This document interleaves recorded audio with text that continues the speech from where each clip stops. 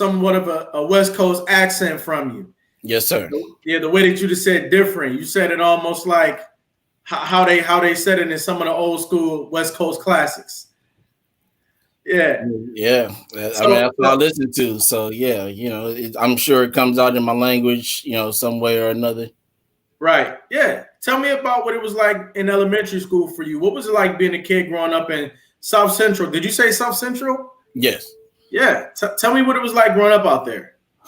Um, for me, it was actually probably different from a lot of the kids' youth growing up because I had chronic kidney disease at the age of 4.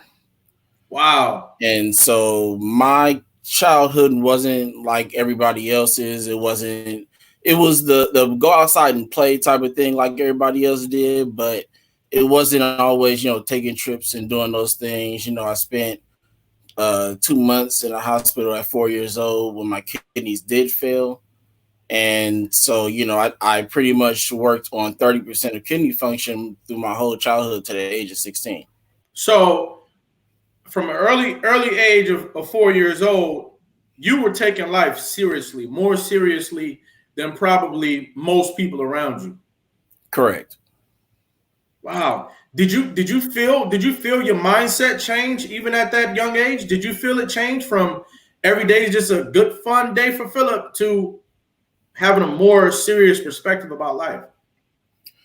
It didn't set in for me until maybe after I tried to go back to that regular lifestyle, what I was used to playing and, with my grandparents and things of that nature, like we used to do. And then it came to the point where my parents were like, you can't do that. Certain things I couldn't go back to doing. So I had to make the adjustment. Then that's when I was like, okay, this is real. I gotta make some changes somewhere. Something's got to change. I knew, because I know even young I was stubborn. So in my mind, I was already thinking like some of this stuff is still gonna stay the same either way it Right. goes. So, Why but no, why why couldn't you go back to doing the things that you couldn't do? I think mainly the majority of the stuff is my eating habits. Okay. Because dealing with kidney disease, there are a lot of things you can't eat because your kidneys can't filter them. Okay. So, that was a main big adjustment for me Hmm. was what I ate when I was younger. Because I mean, I'm not saying I ate anything and everything I wanted to, but as a kid, it was like, hey, I want this. Can I have that? Cookies, this, that, and the Right. other. And it wasn't. It had to change. It was like it went from whatever my pattern was at the time to all right, you can have one this week and one next week. And Right. Yeah. so on that level that would change. But um when it comes to my activities, I think I would say that probably stayed the same for the most part because I Mhm. wasn't a reckless child, jumping on trees and that type of thing. Mhm. So they didn't really have to worry about me too much with that. Like I said, I did stay with my grandparents a lot, so they Mhm. were my rock pretty much when Right. I was at that age. So you know, I'm still stuck on the food thing, the change in your diet at such a young age. I know when I was young, I was always happy to see a bag of chips, always happy to see a cake, especially a birthday cake, always happy to see some penny candy. Did y'all have penny candy when you were little? yeah, I believe we did because Yeah, my Tootsie dad Roll. was yeah. Yeah, Mm-hmm. all that kind of stuff. And so, I mean, that must have been a major change for you to have to really grow up from a standpoint of the things that you put in your body. I mean, as you recall today, that was tough. That was tough. How did your diet specifically change? Did you have to get into more vegan options? Did you have to stay away from sugar? What was that like?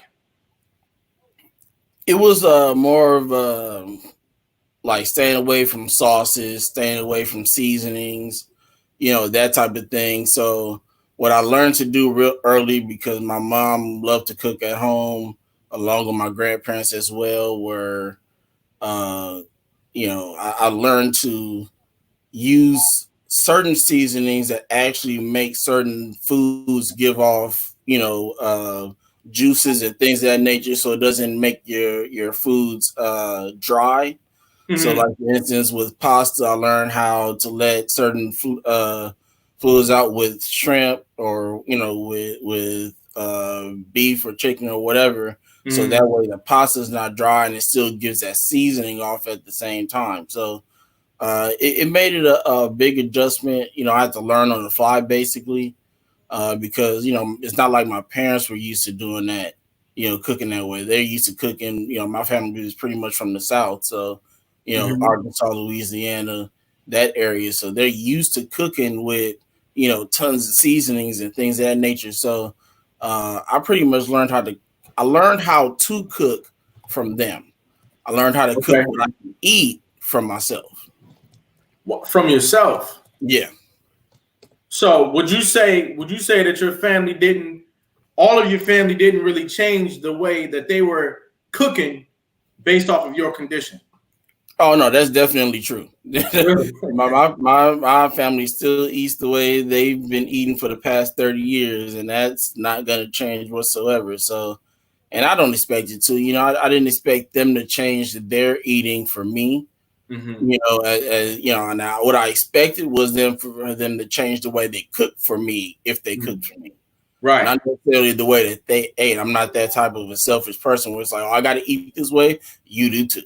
Right. But I also think about the reality that maybe we don't eat so well in general. Correct. And maybe we as a communities around America need to revisit the way that we eat. And as I sit here and I listen to your story, hi Mom, hi Eddie. First, let me take it back a second.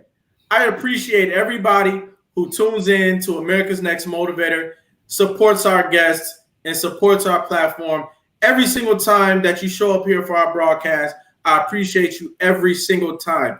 Feel free to share this stream, invite other people to watch this powerful interview with this powerful gentleman. Drop comments and questions, and we're going to observe every single one of them. But as I sit here and listen to you, Philip, I'm thinking everything happens for a reason. Everything has a divine connection. And if Philip has to change the way that he eats in our family, do we also need to change the way that we eat to just to be more wholesome, to be more healthy? Is fried chicken always good for us? Is fried pork chops always good for us? Right. And so, do you think that there's a need for us to change the way that we eat as a community? I definitely do. Yeah, honestly, I think if I was a parent in that type of situation, having a kid, then I would also make the adjustment myself to change the way, because I know how it can feel to sit there and you're eating salad and everybody else is eating ribs and potato salad, and you like, well, where's mine at? So I definitely think it's for the good of, if you're in that situation, your child, to make that change, not only for them, but for yourself as well. Because 9 times out of 10, kids pretty much look up to what their parents do. Okay. And so they can see their kids, their parents eating well also, then the transition is easy. Now they say, okay, my mom and my dad are doing it, so it must be nothing wrong with it. Whether it's good or not, good for them or not, they'll still do it, or at least try. They might not like certain things that their parents like. The fact that you're giving them the opportunity to get in a better position, nutrition and health wise, is a great thing. So yeah, I think we all need to, period, even not being in that situation, because especially as us being African Americans, kidney failure is pretty much run by African Americans. So really, yeah. So hold up. Let's break that down. I didn't know that. Yeah. When you say that kidney failure is something that deeply affects the African American community, I'd like for you to expound on that. Do you have any more information on that? At this particular moment, I don't. I am working on something right now to present to the public on the importance of our culture, getting tested for certain things and eating certain ways, to make sure that, if nothing else, if it's gonna happen, if it's something that's just gonna happen, then Mhm. hopefully it doesn't happen until somewhere down the line, where it doesn't mess up your occupation dreams, or your financial dreams or anything like that. So we want to, what we do at Why Not is actually for pediatric patients, but at the same time we're also looking to better everybody else as well. Oh, without a doubt. Just because we cater to the youth in the pediatrics department doesn't mean that we don't care about the adults as well. That the adults is a big part of what we do, because when our kids get to make that transition to adults, we help them with that transition. If we don't know what's going on the adult side, how are we going to move them from that side to the adult side? Right, right, right. And so we definitely always want to be inclusive. Very big supportive. I'm a very big supporter of inclusion. I always want everybody, every single person to feel like they're connected to new information that we learn, new strategies that we learn, new benchmarks that we make. And that's one of the reasons why it made my light bulb go off when you said that kidney failure was a big issue in the African American community. Because I didn't know that. I didn't know that. I know we deal with things like high blood pressure, which deals with the way that we eat, and some of that's genetic as well. But right now we're connecting that to the things that we eat and the way that we eat, because you had to make a sacrifice in your life at a tender young age. And it makes me wonder, was one of those reasons why you had to make that sacrifice at a tender young age, that we all need to start making that sacrifice at whatever age we are now. So I ask you, what became one of your favorite foods as you changed the way that you eat? It probably is a mixture of salad, and because even with salad, I can still put just a little bit of certain foods I would normally be able to eat a regular portion of. What's a regular portion? So, like for instance, in my salad, I usually put a little bit of cheese, a little bit of maybe some bacon bits or something like that. Some eggs not a problem, but those type of things. Certain salad dressings, I could put a little bit in there, to kind of give it some texture, not make it so dry. So, it's certain things, and other people put certain things in their salads.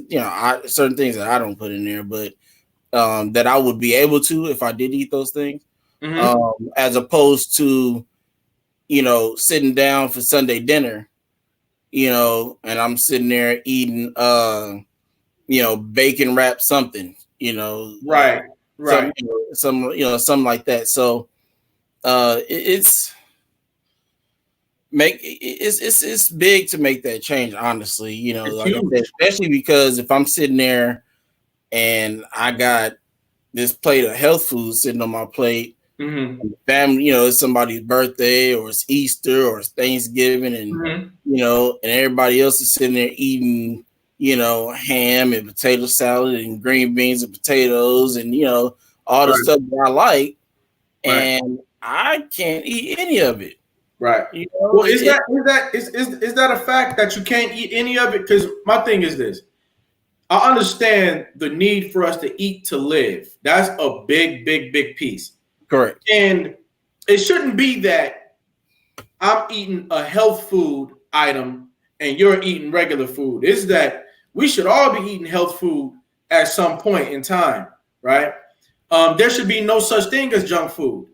But what I also realize is that we need balance, and that while we might not understand how a potato salad can be good for you, or a green bean mixed with broth can be good for you, there is a time and place where that could fit into the human diet. Would you agree with that?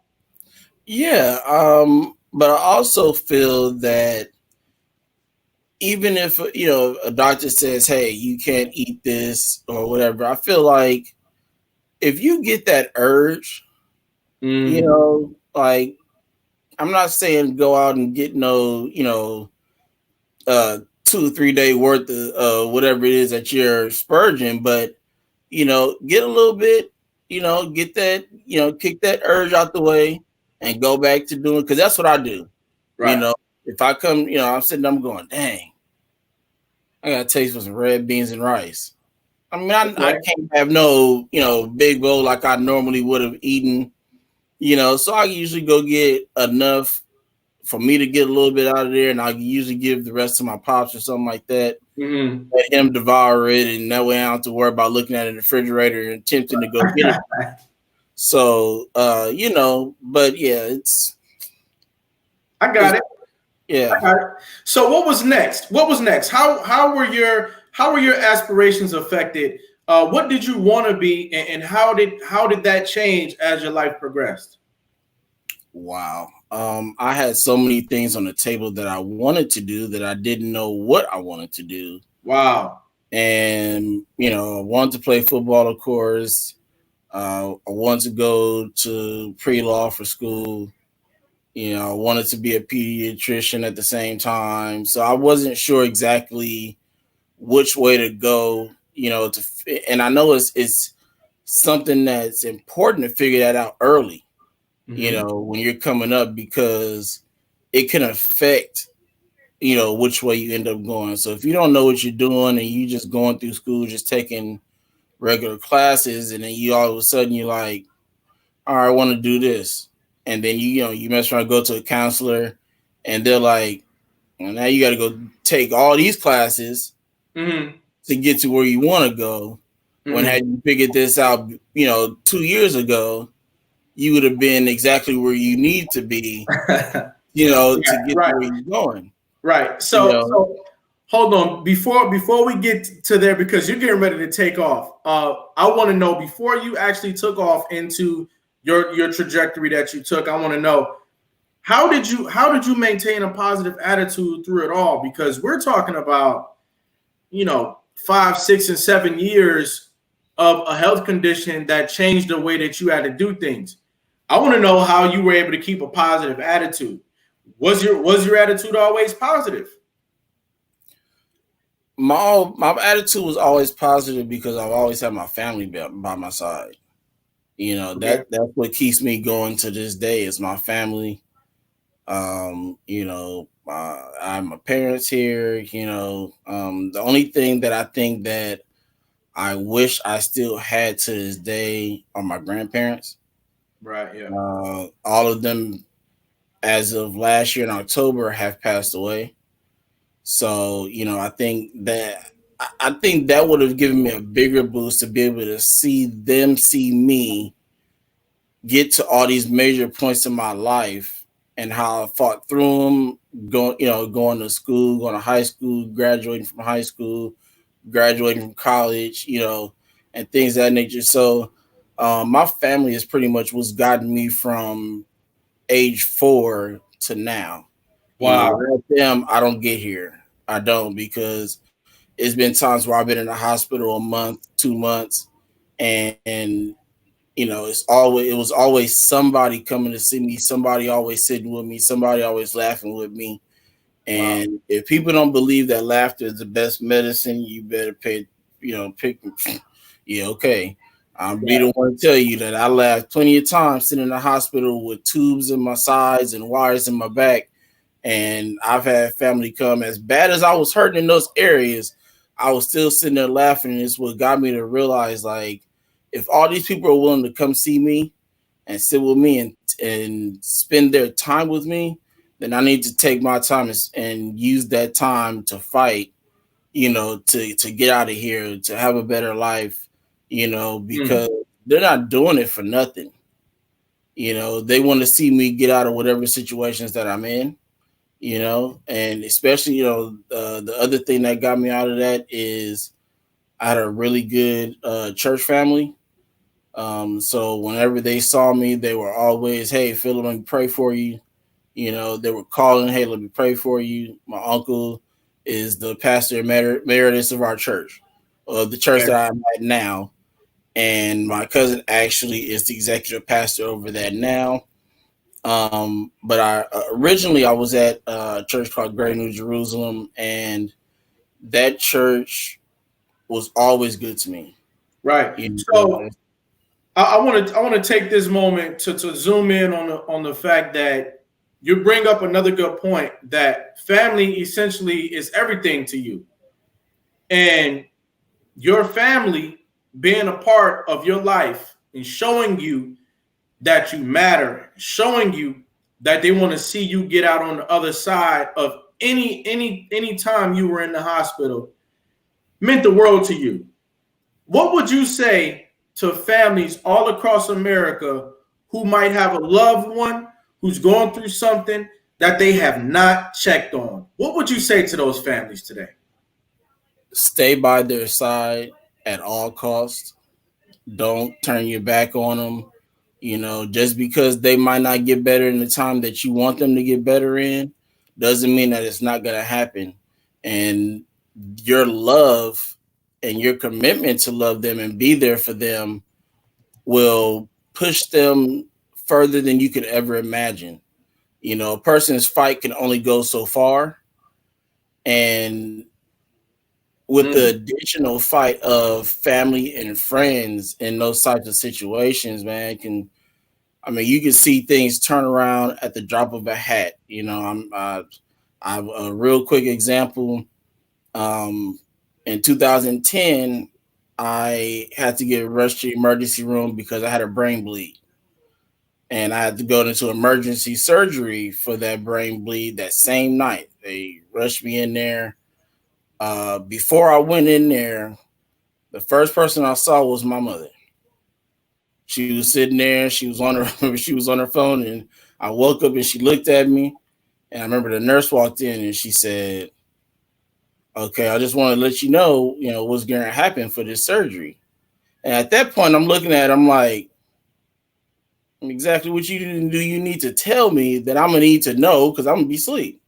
Wow. And she goes, "So we're gonna have to drill 3 holes in your head before we open it."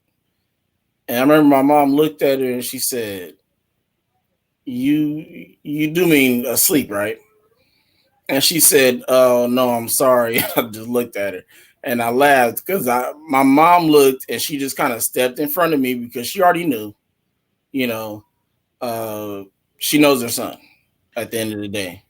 So, my whole thing is stay by your loved ones, whether it's a son, daughter, cousin, nephew, niece, even if it's a best friend. If you know somebody that's in the situation, then you need to stick by them. However you can. I'm not saying it has to be financially, but just in support alone can do so much for somebody in those situations. So please stick by whoever it is that you might have in these conditions because your love can potentially get them out of whatever it is that they're in. You know, I want to put out a call to action today for people out there in the world to check on a family member this evening. Check on somebody. Let them know that they matter to you. Let them know that you love them. Let them know that you are in support of them. Because what I'm hearing right now from this gentleman is that it hits home, and and it makes a huge difference. Ladies and gentlemen, we are talking to a strong man today. A strong man. Your testimony is already inspiring me, and it's gonna live on to inspire people around the world in years to come. And it sounded like you just told me this doctor said he was gonna drill 3 holes in your head without putting you to sleep. Is that what you just said? That's exactly what I said the same thing to myself when I heard it. Wow. But you came out on the other side of that.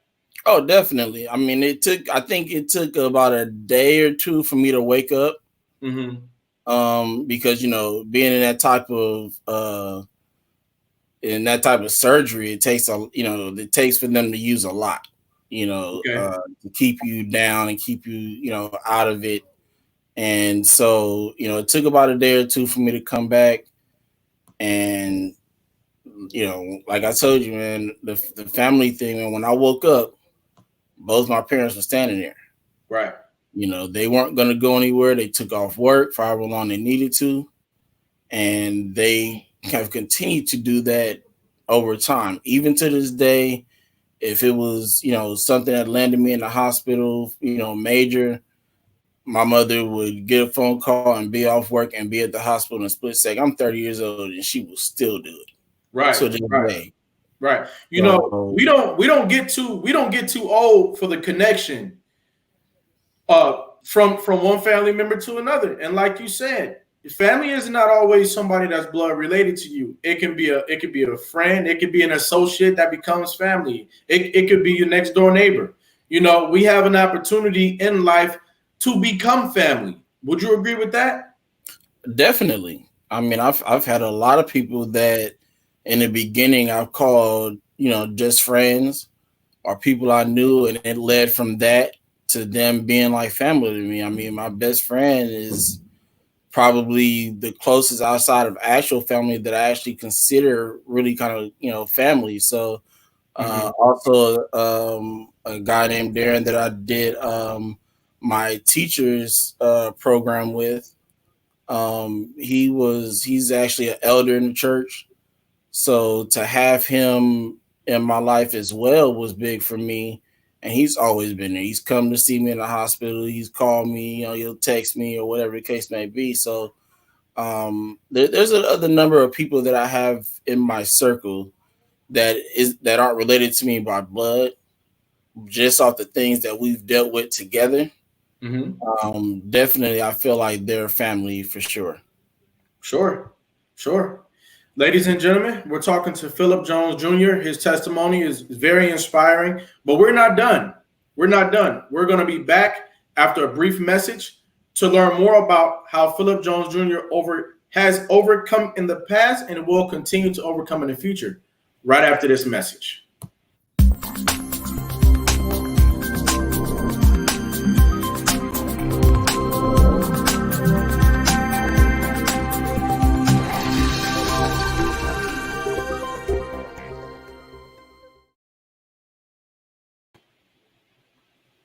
America's Next Motivator, Monday, Wednesday, and Friday at 5 p.m. Eastern, Tuesday and Thursday at 10 a.m. Eastern. America's Next Motivator, hosted by Cedric Riley, sponsored by our good friends at 4D Healthware.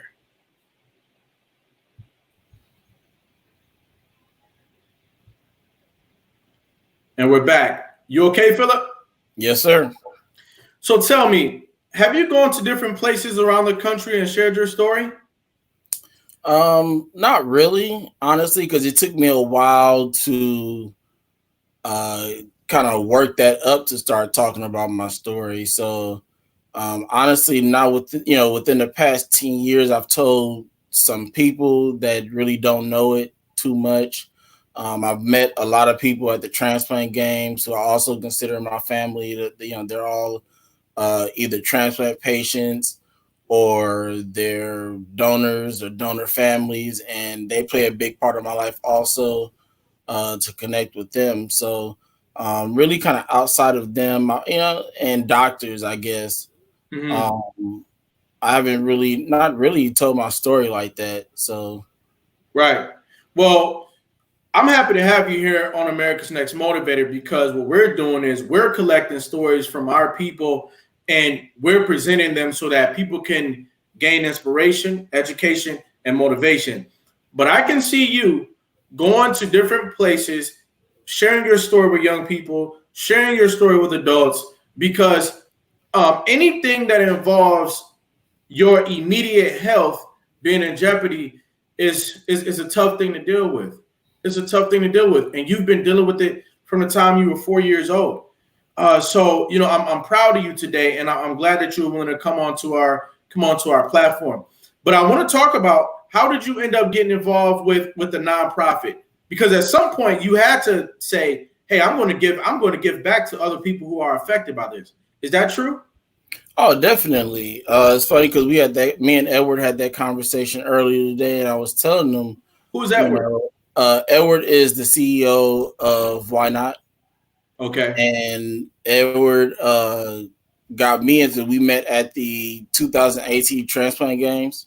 Okay. What are the transplant games? If you The transplant games is an Olympic style event, and not just having sporting events, but also recognitions and things of that nature that where they recognize transplant patients, donor families, living donors. Whether it's deceased donors, that's usually why the donor families are there because their loved one gave organ to somebody after their death. And so, it has a lot of different sporting events: basketball, track and field, bowling, um, golf. Just it's basically Olympics for transplant patients.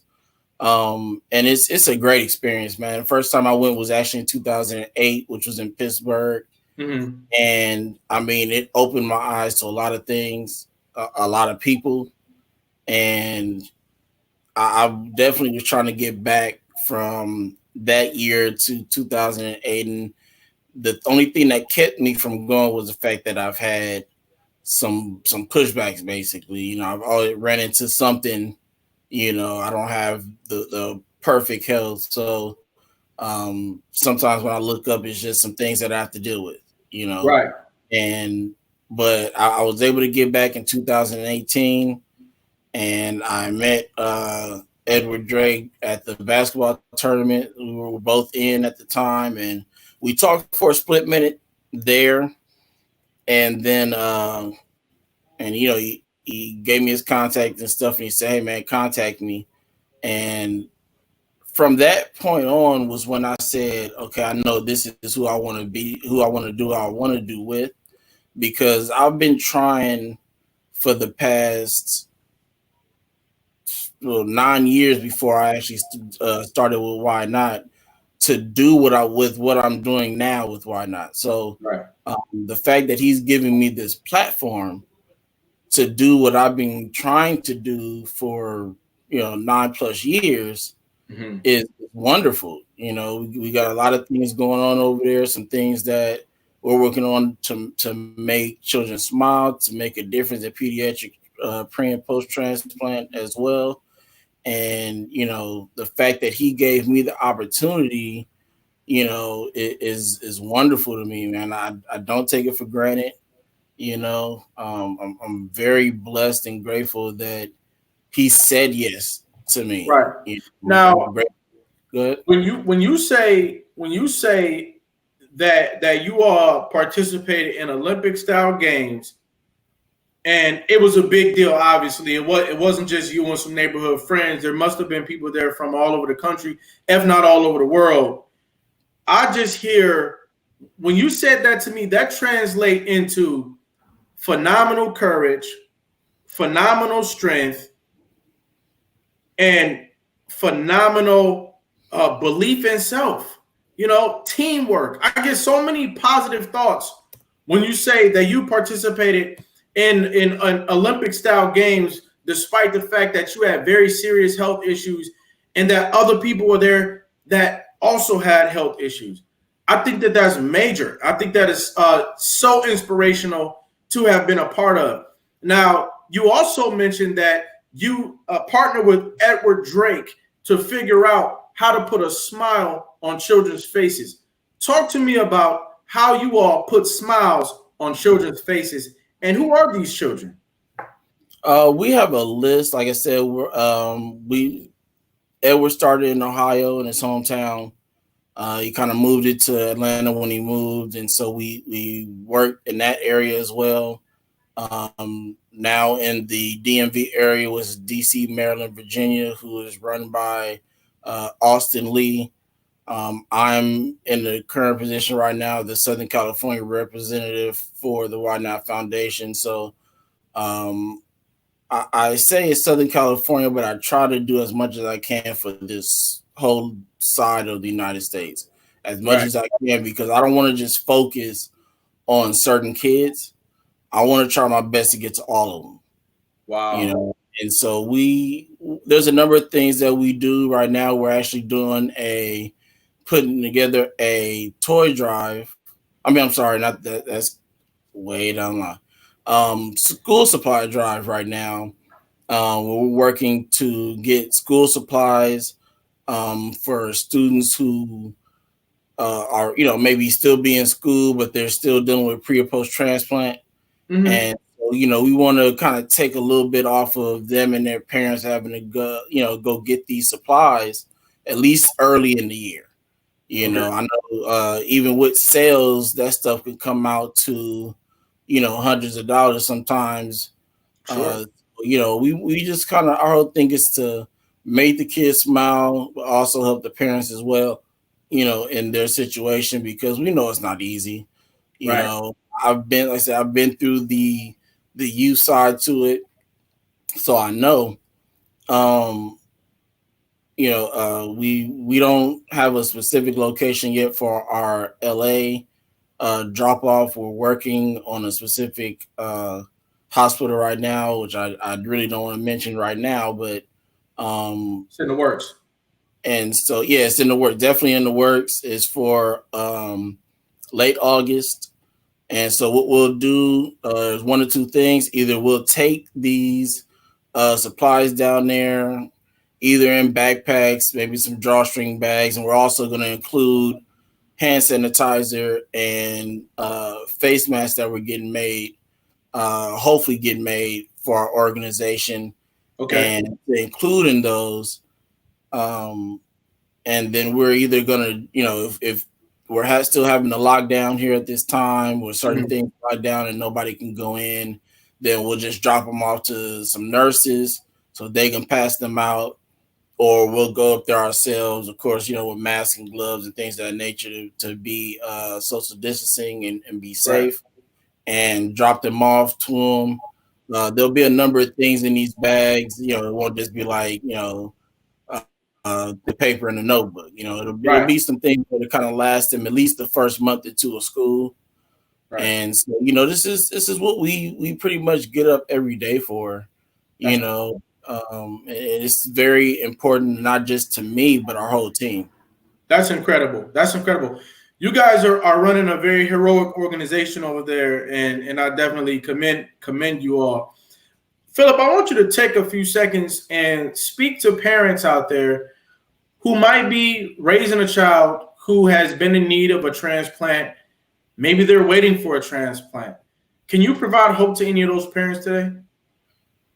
The most hope that I can give you would be to say, see if you are a match for your child, Wow. because you don't understand how much you can get your child out of the position that they're in just by finding out that you're a match, you know, or see if there's a family member that wouldn't mind get tested. I mean, get a list of people if you can, because what happens is things happen, and there's a possibility that one, whatever organ you gave might not, last, as long as you guys expect it to, and Hmm. you need them to get another one. Well, at least hey, this person was a match also, or it might not work out that you were a match in the first place, and you might have to go to the second or third person on that list. So first things first is to see if you're a match. The second thing I would say is to see if there's any other family members that wouldn't mind being tested to see if they're a match, or any family friends, church friends, anything of that nature. Also, use social media. You Okay. know, media is a big part of a lot of people who have gotten transplants. A friend of mine who went to Utah with me for the games. Aaron, she gave, I believe, her kidney to a complete stranger. Wow. So there's not like it's not known or seen for you to get an organ from somebody you don't even know. Mm-hmm. Use Right. social media along with family, along with friends, because it'll go a long way. Especially if they're young, you can get them out of having to deal with these situations through their childhood, and they can have somewhat of a normal one, afterwards. So yeah, that's what I would say is to definitely get tested for your child. Okay. Okay. That's great advice. That's great advice. Social media helps raise awareness. Now, are you talking about maybe uh, a campaign on Facebook, for instance, or a campaign like on what platforms would social media be most effective to help with the cause? Any platform, like you said, Facebook, Instagram, whether you want to come up with a blog where kind of, take pictures and, write down about how your day went and, so people can read about it and keep up with you. There's plenty of ways for that to happen. You can also research and find out other ways that people might have done and it worked for them. It might work for you. I mean, it's not going to work for everybody, but it could definitely, if you don't try, you'll never know. One thing my father always told me was closed mouth don't get fed. That's So, right. if you don't open your mouth, guess what? You're not going to know. Right. That's right. Can you tell me in the work that you've been doing, do you know if there have been any discoveries as a result of people needing to really take care of themselves? Have there been any discoveries about how can we take care of our bodies better than what we usually do? Oh, I'm sure there has. A lot of it just has to do with taking the time to research it because there's different point of views from different healthcare professionals. So, you might hear something from this doctor and something from this doctor, and a combination of that might be what works. You just you have to really kind of do your due diligence and finding out the information that you're looking for. Um, so it's definitely something that's going to take time because it's not like you're just going to look on the internet now for the next 5 minutes and find what you need. Right. So you're going to have to be patient. If whether you're young, whether you're older, whatever the case may be, just make sure. The one thing I always tell people is that wording is everything. Wording So is everything. if you word it to what you're looking for, you'll get the answer. Okay. Okay. Have you learned any specific health tips that you would like to pass on today? Um, Beside my own thing would be portion size. I should say, really. Don't just try to eat any and everything that you are able to eat just because they say that you can eat it. Doesn't mean that a lot of it is good for you. And so, if you have a dietitian or you can get, in contact with one, talk to a dietitian. If you got high blood pressure, if you got diabetes, if you have high or low cholesterol, any of those things like that, or any other type of medical, I don't want to call it illness for those situations, but things that you battle with your health, ask doctor or ask the dietitian. 9 times out of 10, your doctor knows a dietitian. You know, I don't have a dietitian right now. I wonder how many of us out there don't currently work with a dietitian. And if, based off this conversation, we're discovering that we need to have a dietitian.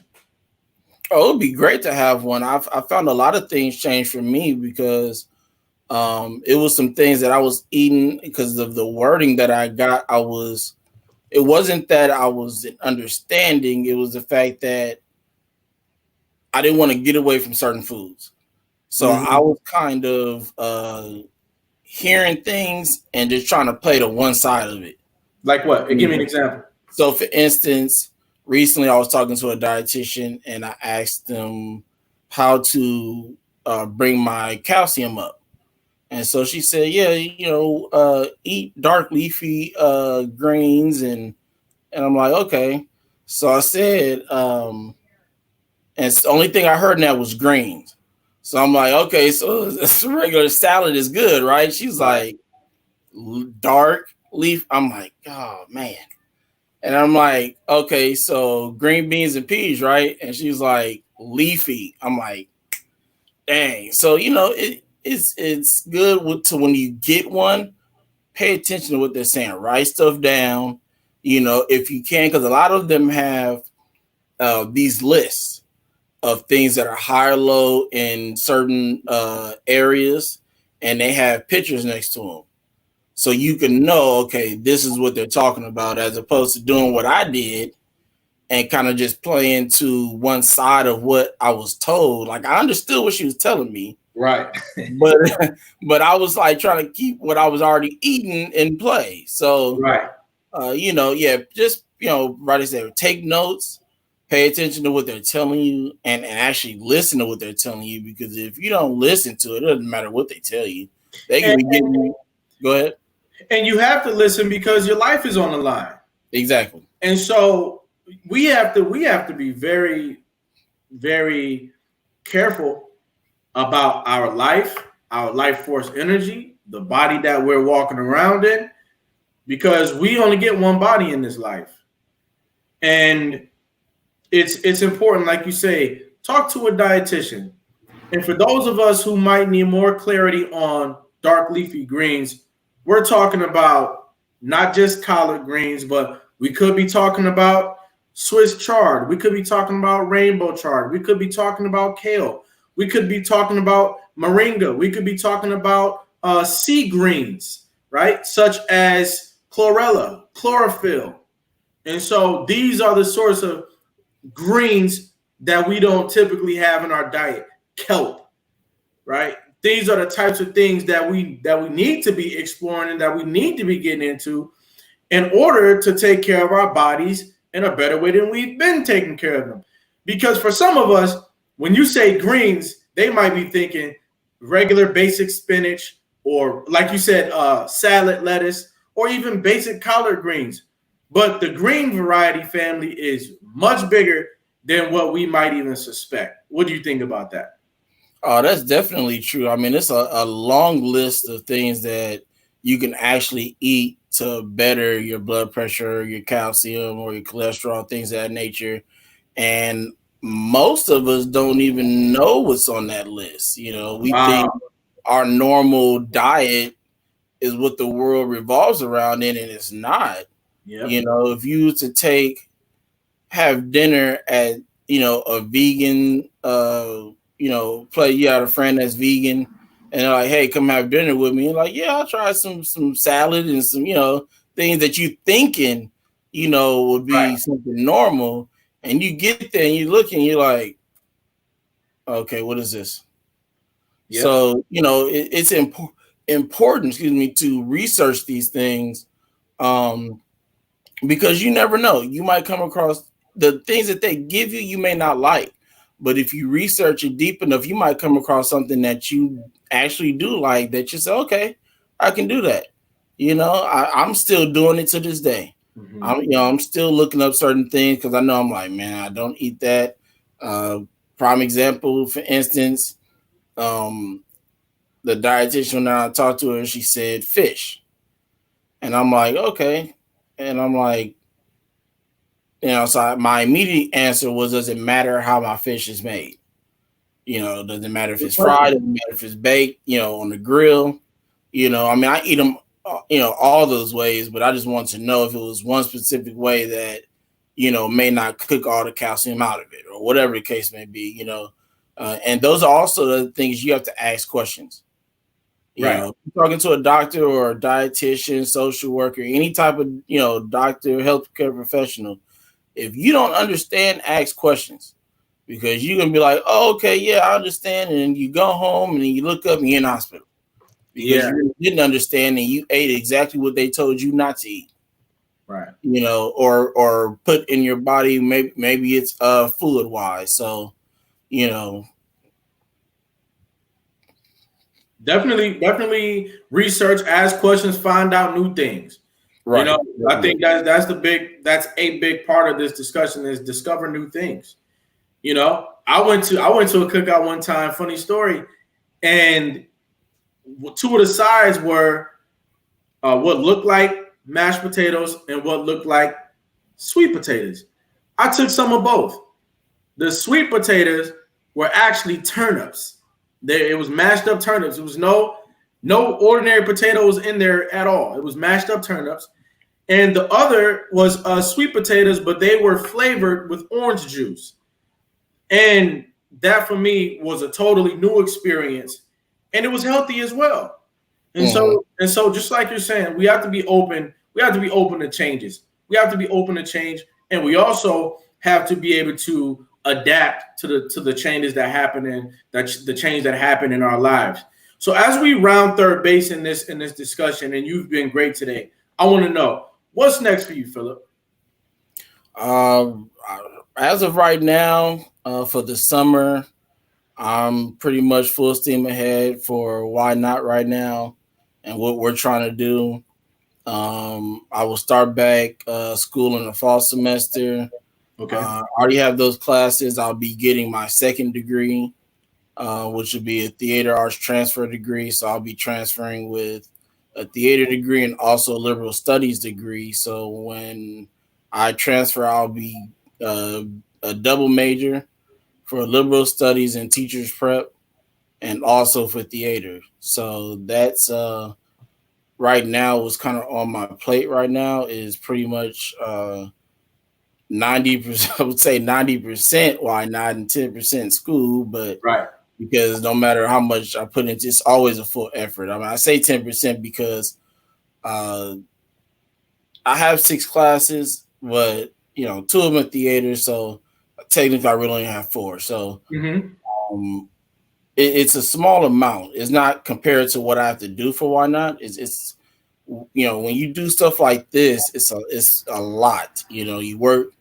I work with a great team, so it makes it that much easier for me to do a lot more for Why Not.